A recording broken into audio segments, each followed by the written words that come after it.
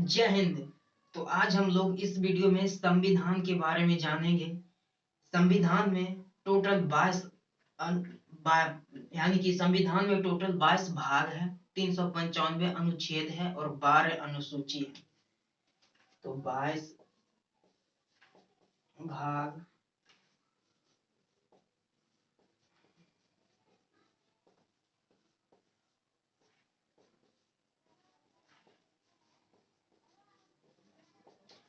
यानी कि संविधान में टोटल 22 भाग है, 395 अनुच्छेद है और 12 अनुसूची है।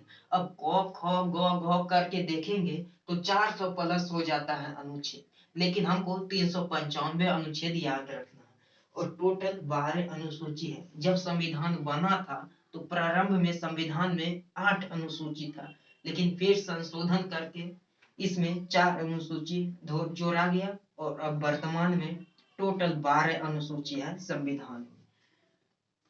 तो देखिए, संविधान, पूरा देश संविधान से चलता है। तो संविधान के बारे में हमको पढ़ना है इस वीडियो में। तो सबसे पहले इस 22 भाग में पहला भाग है भाग 1। भाग 1 में है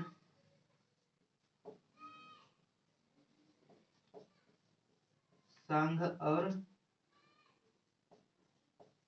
राज्य क्षेत्र, यानी भाग 1 में जो है संघ और राज्य क्षेत्र है, union and it territory. Sorry, English में union and its territory. English में थोड़ा दिक्कत है तो हिंदी याद रखिएगा, संघ और राज्य क्षेत्र। तो भाग 1 में संघ और राज्य क्षेत्र की चर्चा है। भाग 1 में बात करते हैं अनुच्छेद की। तो भाग 1 में टोटल 4 अनुच्छेद हैं। अनुच्छेद अनुच्छेद 1, अनुच्छेद 1 में कहा गया है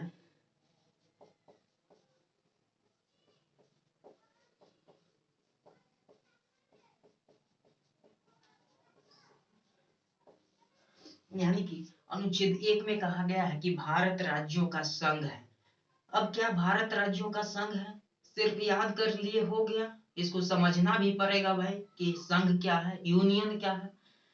तो भारत राज्यों का संघ है कहा गया है, यानी कि कोई भी विदेशी राज्य यदि भारत में प्रवेश लेता है, विलय होता है, तो उसको भारत में ही मरना जीना मरना सब साथ हो जाएगा। यानी कि जैसे ये गड्ढा है, गड्ढा में यदि इसको हम देते हैं तो फिर ये फंस जाएगा, तो फिर इसको निकलना मुश्किल हो जाएगा। उसी प्रकार भारत राज्यों का संघ है। जब भी कोई विदेशी राज्य भारत में प्रवेश लेता है तो उसको फिर जीना मरना भारत के साथ हो जाता। और अगर भारत का कोई वर्तमान राज्य यदि कहता है कि नहीं, हम भारत छोड़कर किसी विदेशी देश में मिलना चाहते हैं, तो उधर से चित कबरा खड़ा है, कहेगा क्या बोला, विदेशी राज्य में जाएगा धान, विदेशी राज्य में जाएगा तो भी जाएगा धान। तो यानी कि भारत राज्यों का संघ है, जो भी राज्य इसमें प्रवेश लेता है उसको सब भारत में ही रहना पड़ता है, फिर भारत से टूटकर वो अलग नहीं हो सकता है। तो भारत राज्यों का संघ है, अनुच्छेद 1 में कहा गया है। India is the union of state, तो भारत राज्यों का संघ है। अब दूसरा अनुच्छेद में कहता है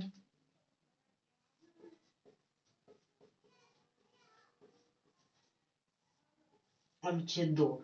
अनुच्छेद 2 में कहा गया है संसद को यह अधिकार है कि कोई विदेशी राज्य यदि भारत में मिलना चाहता है तो उसे मिला सकता है, या किसी यानी कि संसद जो है राष्ट्रपति की पूर्व अनुमति किसी विदेशी राज्य को भारत में मिला सकता, वो भी राष्ट्रपति की पूर्व अनुमति। ये तो अच्छी बात है, राष्ट्रपति की पूर्व अनुमति। अगर कोई विदेशी राज्य भारत में मिलना चाहता है तो उसको धाए दबर मिला लेंगे कि अब जाएंगे राष्ट्रपति से पूछने की देखिए विदेशी राज्य है भारत में मिलना चाहता है, क्या मिला ले, इतना पूछेंगे टाइम है? कोई विदेशी राज्य आया भारत में, धाए दबर मिला लो बिना राष्ट्रपति की पूर्व अनुमति। और ऐसा हम लोग किए भी हैं, ऐसा सिक्किम के साथ किए। सिक्किम को जब भारत में मिलाया गया था, 35वां संविधान संशोधन के द्वारा सिक्किम को भारत का सह राज्य बनाया गया था। संशोधन याद रखिएगा, 35वां संविधान संशोधन था। तो यानी कि सिक्किम को 35वां संविधान संशोधन के द्वारा भारत का सह राज्य बनाया गया था। लेकिन 36वां संविधान संशोधन करके 16 मई 1975 को, डेट याद रखिएगा, 16 मई 1975। तो 16 मई 1975 को सिक्किम को भारत का 22वां राज्य बना दिया गया था। तो सिक्किम भी विदेशी राज्य था, उसको भी मिलाया गया राष्ट्रपति की पूर्व अनुमति अनुच्छेद 2 के तहत। 16 मई 1975 को सिक्किम को भारत का अंग बना दिया गया था।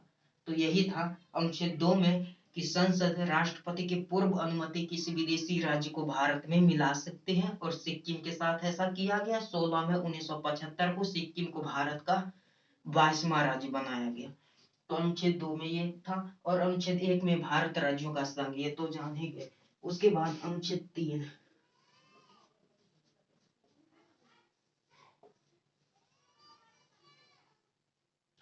अनुच्छेद 3 में कहा गया है संसद भारत के किसी वर्तमान राज्य के नाम, सीमा, क्षेत्र में परिवर्तन कर सकती है। यानी कि भारत का जो वर्तमान राज्य है उसके नाम में, क्षेत्र में परिवर्तन कर सकती है। जैसे बिहार से झारखंड अलग हुआ था, उत्तर प्रदेश से उत्तराखंड अलग हुआ था, तो ये किससे हुआ था? अनुच्छेद 3 के तहत हुआ था।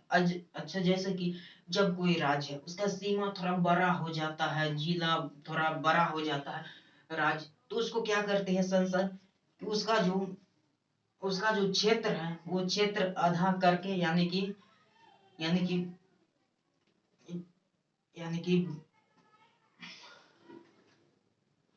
जब बड़ा हो जाता है क्षेत्र, तो उसको संसद करते हैं कि उसको अलग करके किसी दूसरे राज्य में मिला देती है, या कोई नया राज्य बना देती है। जैसे उत्तर बिहार से झारखंड अलग हुआ, झारखंड एक नया राज्य बन गया। यूपी से उत्तराखंड अलग हुआ, उत्तराखंड भी एक नया राज्य बन गया। तो यही है कि संसद किसी राज्य के, भारत के किसी वर्तमान राज्य के नाम और क्षेत्र में परिवर्तन कर सकती है। तो यह है अनुच्छेद 3 में। और अनुच्छेद 4 में कहा गया है,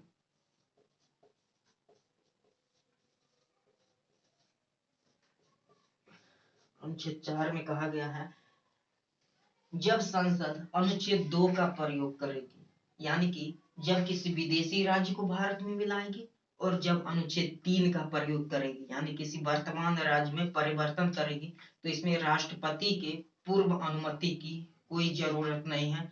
यानी कि राष्ट्रपति जो है बीच में नहीं आ सकते हैं। जब संसद अनुच्छेद 2 का प्रयोग करेगी, किसी विदेशी राज्य को भारत में मिलाएगी, और अनुच्छेद 3 का प्रयोग करेगी, वर्तमान राज्य को तोड़ेगी, तो इसमें राष्ट्रपति को बीच में आने की कोई जरूरत नहीं। यानी कि अनुच्छेद 2 और 3 को ही अनुच्छेद 4 में कह दिया गया है कि जब संसद किसी विदेशी राज्य को भारत में मिलाएगी तो राष्ट्रपति की अनुमति की जरूरत नहीं है, और जब वर्तमान राज्य को तोड़ेगी तो इसमें भी, यानी कि इसी दोनों बात को कहा गया है अनुच्छेद 4 में कि जब संसद अनुच्छेद 2 का प्रयोग करेगी और अनुच्छेद 3 का प्रयोग करेगी तो राष्ट्रपति को बीच में आने की कोई जरूरत नहीं है। तो यही था भाग 1। तो भाग 1 में पहला था अनुच्छेद 1 भारत राज्यों का संघ है, और दूसरा में था कि किसी विदेशी राज्य को संसद मिला सकती है भारत में बिना राष्ट्रपति की अनुमति से,